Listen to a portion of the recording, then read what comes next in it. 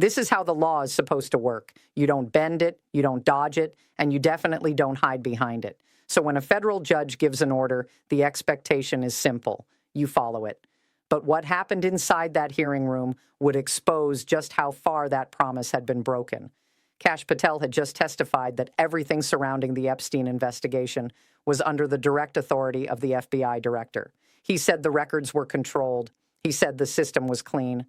But 3 minutes later, Congressman Jamie Raskin walked into the room carrying a file so massive it triggered the security scanner twice. The guards froze. One of them whispered something under his breath. Raskin didn't slow down. He smiled, tapped the folder, and said 5 words that would dominate every news network within the hour.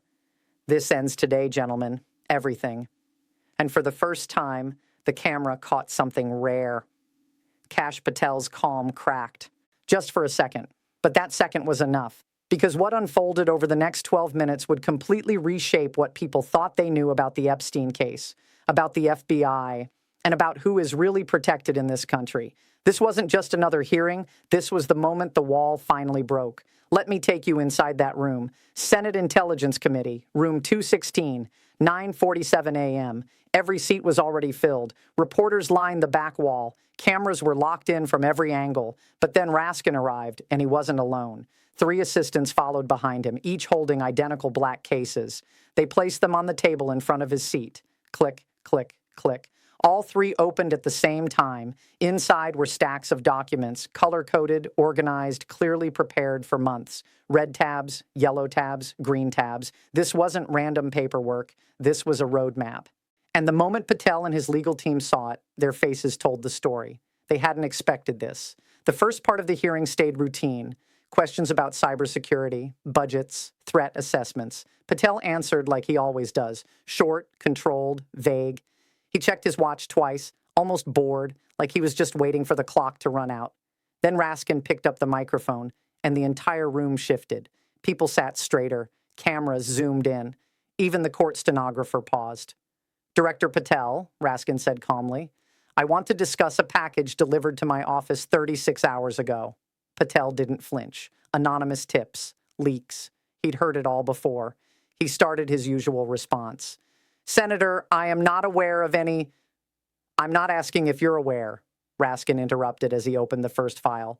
"I'm telling you what I found." Inside that package was a USB drive. And on that drive were 2,300 pages of internal FBI documents, emails, memos, directives, reports, covering 6 full years, from June 2019 to February 2025, all from inside the FBI, all detailing one thing, a systematic cover-up of the Epstein investigation. The room went silent, not polite silence, the kind of silence where people realize something historic just dropped. Patel leaned forward. "Senator, I categorically reject—" "You can reject it all you want," Raskin said, lifting the first document for the cameras. "It won't change what's written here." Document 1, June 14th, 2019. From the FBI Miami field office to FBI headquarters. Subject line, Epstein investigation, high-profile targets. The Miami office reported they had identified 34 individuals connected to Epstein's operation. They had witness testimony, flight logs, photographic evidence, and they formally requested approval to open investigations into all 34 names. Raskin set the paper down. "Do you know what headquarters said back, Director Patel?" No answer. 3 days later, Raskin continued, "Not advisable at this time. Recommend holding pending further review." Signed by the deputy director. 34 names, evidence in hand, and headquarters told them to wait. That was in 2019, 6 years ago. How long were they supposed to wait? Patel tried to pivot. "Investigative priorities involve complex considerations." "Let me show you how complex it became," Raskin cut in. Document 2, August 10th, 2019. 1 week after Epstein was found dead. An internal FBI memo from the deputy director to all field offices. Subject, Epstein matter. Case closure. Effective immediately, the Epstein case is considered closed. All subsidiary investigations are suspended. All evidence transferred to headquarters for archival purposes. Raskin looked up. "Archival purposes," he said. "That's FBI language for bury it and forget it." The room buzzed. Keyboards clattered. Lawmakers exchanged stunned looks. Patel's jaw tightened. And then Raskin dropped the next bomb, because it didn't stop there.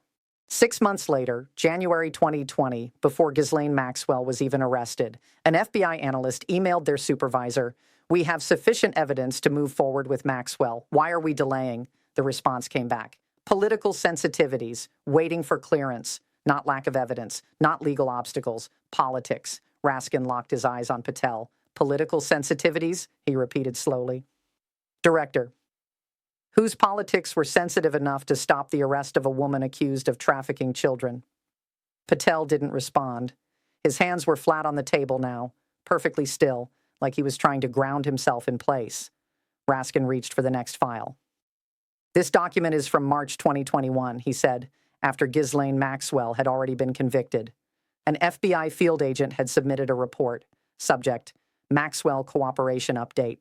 The agent wrote that Maxwell had provided the names of 47 individuals involved in the trafficking operation. And at the bottom, in handwritten ink, were 2 words, not approved. Beside it, high-level decision. Raskin lowered the paper slowly. Someone at the very top of the FBI, he said, maybe even higher than the FBI, decided that 47 people tied to child trafficking weren't worth investigating. Now this is the moment where everything changed, because Raskin wasn't even close to finished. He pulled a document from a different section, this one wrapped in a bright red cover. Across the top, in bold letters, top secret. This file, Raskin explained, was classified until 72 hours ago when a federal judge ordered it released. The date printed on it read, February 3rd, 2025, just 2 weeks after Kash Patel officially became FBI director. Raskin opened it. Memorandum from the Office of the FBI Director to all field offices and division heads. Subject line, Epstein-related investigations, new operational directives. And then he read it, slowly, deliberately. Effective immediately, all active Epstein-related case files are to be transferred to FBI headquarters. No field office is authorized to continue or initiate investigations without direct approval from the director's office. All witness interviews are suspended. All document requests are frozen pending review. Raskin looked up. And at the bottom of this memo, he said quietly, is your signature, Director Patel. The room erupted. People shouted from the gallery. Reporters jumped to their feet. Cameras scrambled. The chairman slammed the gavel again and again. Order! Order in the chamber! Patel didn't move. His face had gone completely white. Not nervous white, but the kind that comes when shock hits. His lead attorney shot up so fast his chair scraped the floor. Mr. Chairman, I object. Sit down, Raskin snapped. Your client can answer for himself. But Patel couldn't. He just stared at the giant screen behind Raskin, where his signature was blown up for everyone to see, 10 feet tall, impossible to deny. Raskin's voice softened, almost calm. Director Patel, do you recognize this document? Silence. Do you recognize your own signature? Still nothing. His lawyer tried again. Senator, my client needs time to... Time? Raskin stood up. Senators almost never stand during hearings. This directive shut down the Epstein investigation, he said firmly. It halted witness interviews. It blocked evidence requests. It killed every active lead the FBI had. Then he pointed directly at Patel. And you signed it the same day you met with White House officials, the same day. What was said in that meeting, Director? What were you told to do? Patel finally spoke, barely above a whisper. Senator, I was not... Don't. Raskin cut him off sharply. Don't tell me you didn't know. Don't tell me you weren't involved. Your signature is right there. He lifted another report. And here's what happened after you signed it. FBI activity tied to Epstein dropped by 94%. Witness interviews, 0. Document reviews, 0. Field investigations, 0. You didn't slow the case down, Raskin said. You ended it. Then came the final document. And this, he said, holding it high, should terrify every American watching. An internal FBI list. Raskin didn't stop there. He continued reading through the list. 12 names under Code B, diplomatic relations, 8 names under Code C, national security concerns, and then he paused, letting the room hang. Code D. Another pause. Code D, executive branch protection. 12 names. No one spoke. You could literally hear people breathing. Executive branch protection, Raskin repeated slowly. The White House is shielding 12 individuals connected to Jeffrey Epstein from FBI investigation. He turned toward Patel. Director, Is that really about national security, or is that a cover-up? That's when Patel's attorney jumped to his feet again. Mr. Chairman, my client is invoking his Fifth Amendment rights. The room exploded. He will not answer this question, the lawyer continued, or any further questions related to this matter. The FBI director had just taken the Fifth. Raskin nodded calmly, like he had been expecting this all along. The Fifth Amendment, he said, the right against self-incrimination. Then he walked back to his table and gathered the documents. Let the record reflect this clearly, he said. The director of the FBI believes that answering questions about the Epstein investigation could incriminate him. He turned directly toward the cameras. American people, are you hearing this? The man in charge of federal law enforcement cannot explain a child trafficking investigation because telling the truth might expose him to criminal liability. Silence.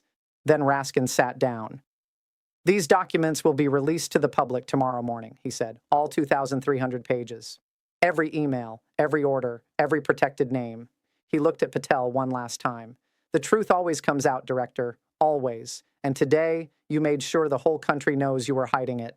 Technically, the hearing continued for another 5 minutes. Other senators asked routine questions, but no one was listening anymore because the moment had already happened. Jamie Raskin had just exposed the cover-up. He presented the evidence. He forced the signature into the open, and he backed the FBI director into invoking the Fifth Amendment. Within minutes, the internet erupted.